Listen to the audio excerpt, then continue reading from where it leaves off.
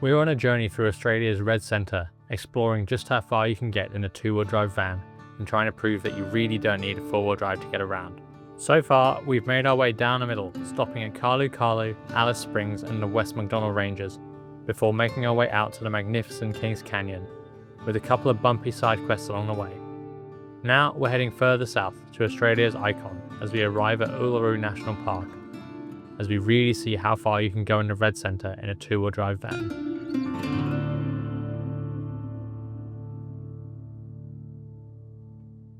From Kings Canyon is only a few hours drive to the most iconic landmark in Australia, Uluru. The closer you get, the more anticipation builds until suddenly, there it is, rising out of the desert before you.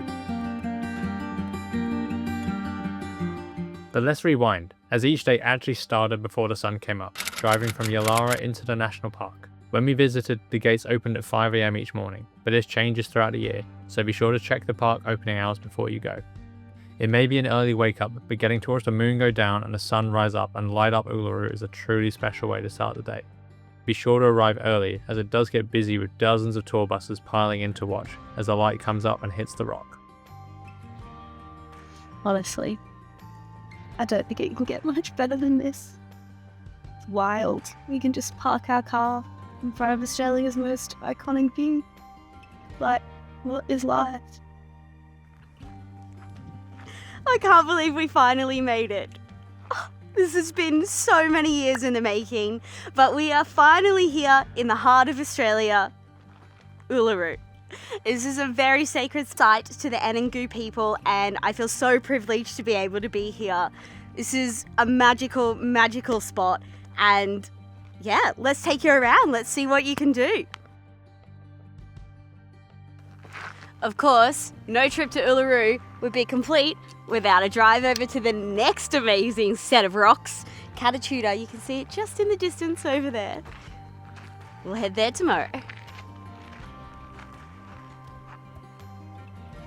One of the best ways to experience Uluru is on foot. They've got a base trail which takes you all the way around the edge of the rock, just about 10 kilometers long. Along the way, you'll find waterholes, caves, and some absolutely stunning rock art. If you don't want to do the full loop, the Mala Walk is a shorter, ranger-guided section that dives into the cultural stories of the Anangu people. It's a really powerful way to understand the significance of Uluru. Another option is to segue around, with multiple tours happening each day. Make sure to stop by the cultural centre. It's a great place to learn more about the traditional history and stories of the land, and support the local Anangu artists.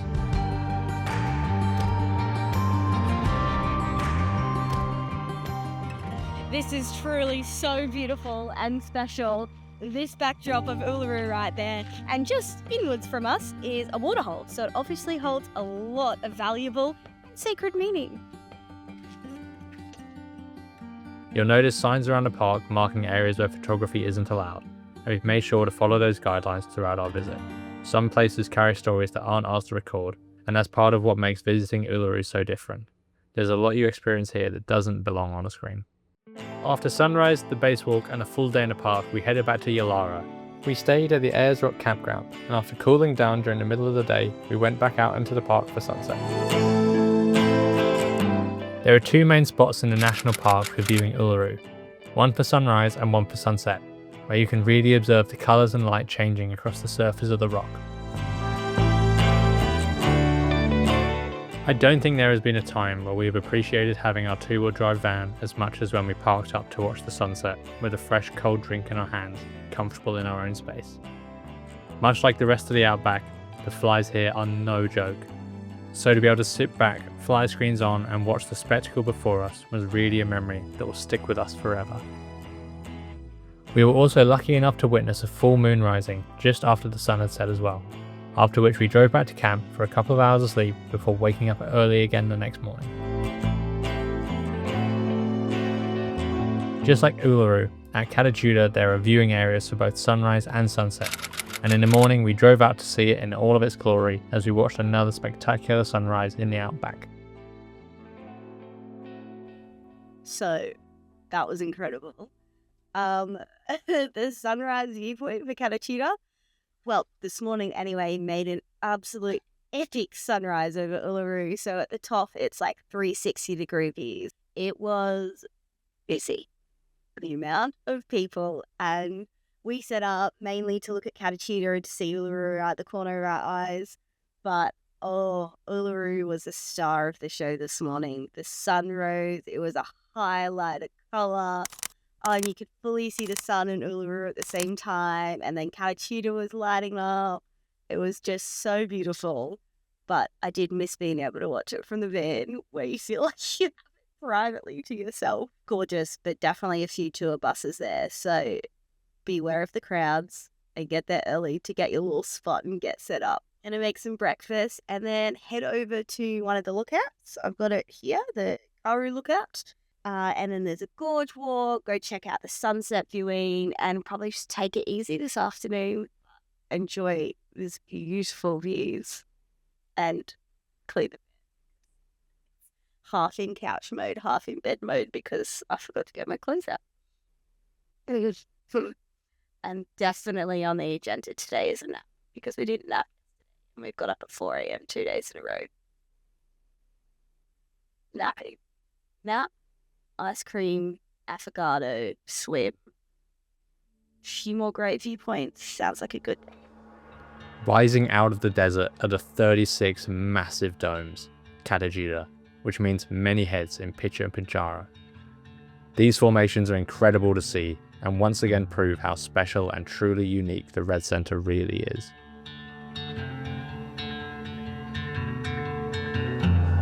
If you've got the time and the energy, the Valley of the Winds walk here in Kata Tjuta is the one you don't want to miss. It's about 7.5 kilometers long and winds through the domes with vast views over the desert.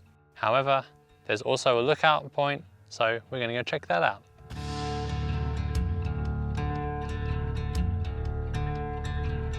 So similar to parts of Uluru, once this gets too hot, trails close here as well. So we're getting this done early in the morning. So there's different lengths of walks you can do, ranging from an hour up to 4 hours. So pick what's best for you. But so far, we've just come out of the car park and it is absolutely stunning. Now, a lot of this walk is a sacred site. So no filming, no photography. You just have to come and see it for yourself. Out here, you feel completely surrounded by Kata Tjuta, the domes rising on all sides, glowing red in the sunlight. We're on our way back. Super beautiful area, gorgeous little walk, but very sacred site, so come and check it out for yourself. But now we're going to head to the gorge.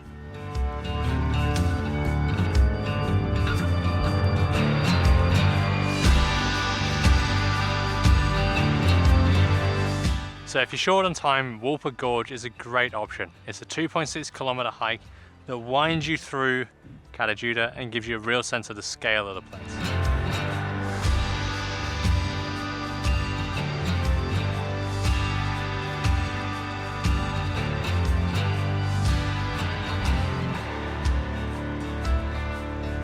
I think Kata Tjuta is taller than Uluru. Ben thinks Uluru is taller. I think I'm right, but we'll have to Google it when we have internet. Just the craters. And like you can see the indents from when the waterfalls come down in the wet season. I assume Kata Tjuta goes down in the ground like Uluru does.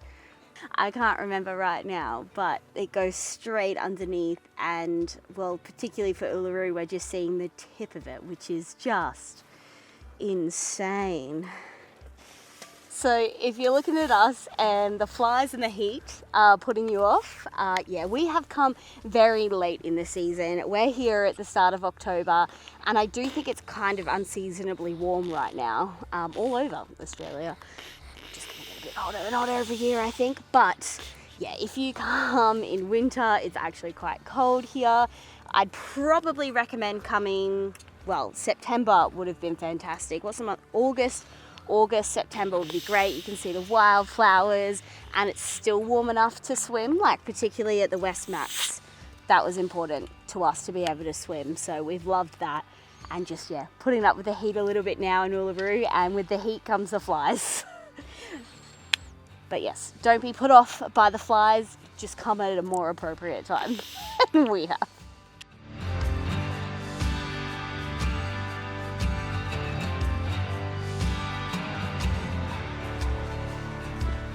I know it's not the same as Uluru, but being in here is like, you see Uluru all from the outside, but you're in here and it feels like you're seeing it from the inside. It's pretty cool because it's all around you and it's so tall.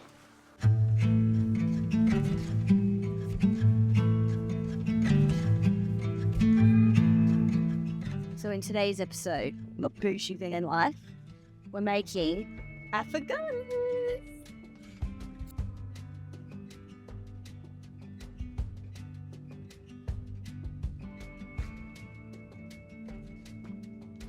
Got my freshly poured espresso.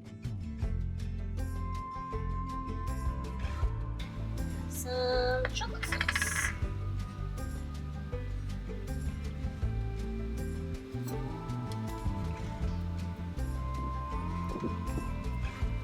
And that is how you van life. This doesn't feel right. So good. This is unreal. Like, absolute luxury. Away from, well, this keeps opening today, so we may get a few flies in here. Just quite windy, but worth it for the view. Uluru might be the icon, but Kata Tjuta is the hidden gem of the Red Centre. Together, they make up the heart of this landscape, and they're both places you'll never forget. From Karlu Karlu at the edge of the territory, through the gorges of the MacDonnell Ranges, the sheer cliffs of Kings Canyon, and finally to Uluru and Kata Tjuta, the Red Centre is unlike anything else on Earth. It's a place of ancient landscapes, deep cultural significance, and raw beauty. This journey proves that adventure isn't about having all the gear, it's about getting there, taking the road, and seeing what's been waiting for you.